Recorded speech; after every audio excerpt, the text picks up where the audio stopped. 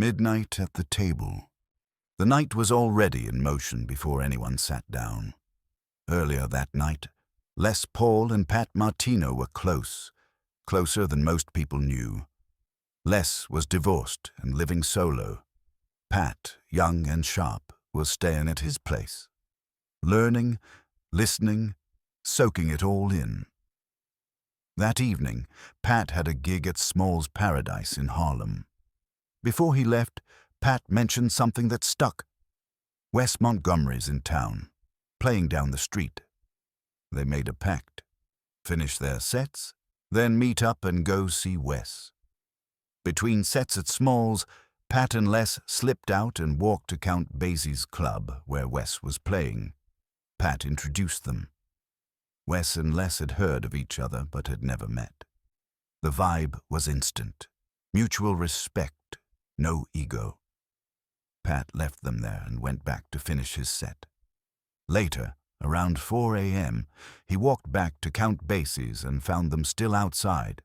Wes Montgomery, Les Paul, George Benson, and Grant Green. All standing there like it was the most natural thing in the world. They all decided to head over to Wells, the famous Harlem spot for fried chicken and waffles. Just to hang, just to be. That's how it happened, told by Pat Martino himself.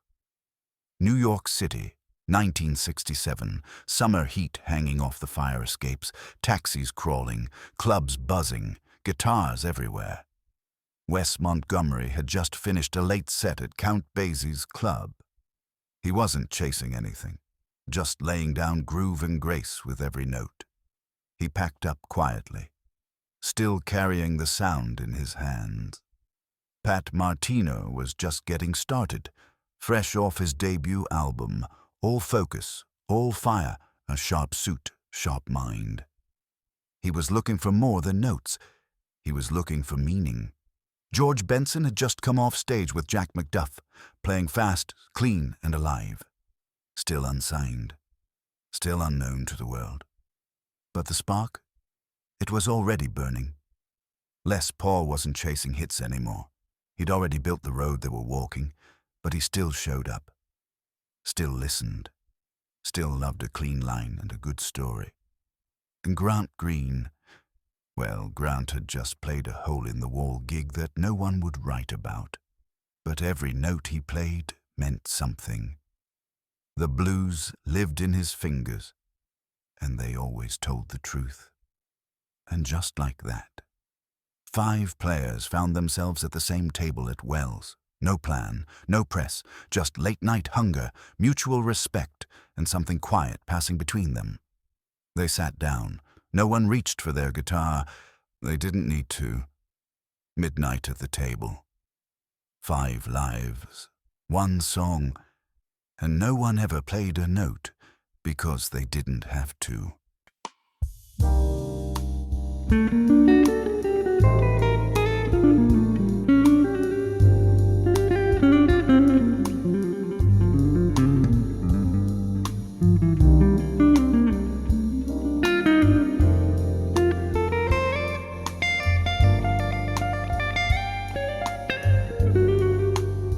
Wes laid his coat on the diner seat,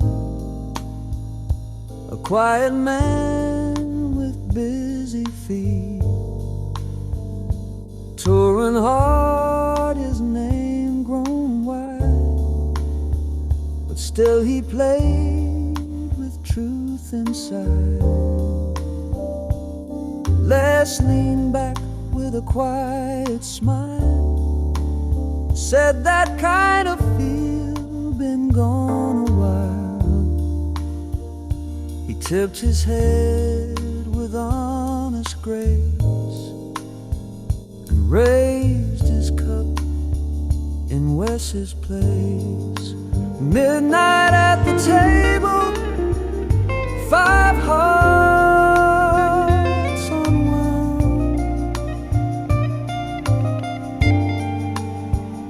No spotlight, no stage, no need for sound. just coffee, stillness, and time running long. And what they shared was the most honest song. Pat sat straight, mind sharp and clean, new to the world but deep unseen. He listened close, not just to learn, but to feel the tone in every turn. George slid in from a late night set, fresh from Macduff, not famous yet. But Wes had seen the fire clear, said keep it close and keep it near. Grant leaned back, his eyes half shut. He played the truth, never played to cut. A soul jazz line, sweet and bare, the kind that stays like midnight air. No cameras, just clatter and talk. 5 men with miles in every walk. Different sounds, but one clear road. The song they served was made of soul. Midnight at the table, 5 hearts unwell.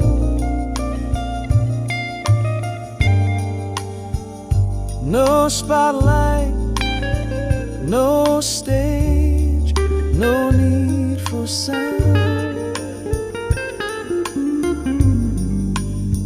Just coffee, stillness, and time running long.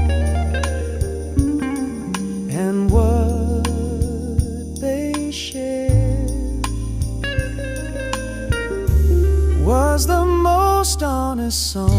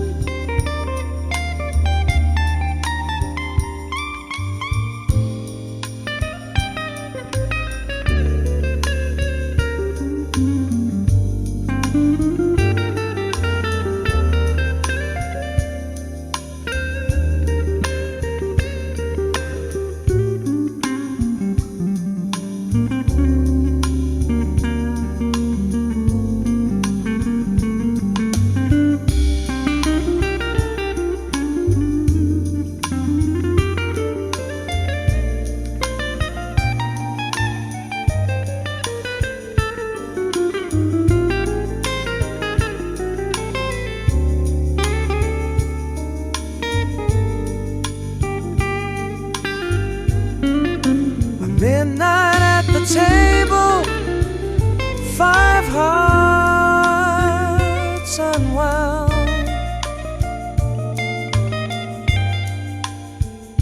No spotlight, no stage, no need for sound. Just coffee, stillness, and time running long. And what they shared was the most honest song.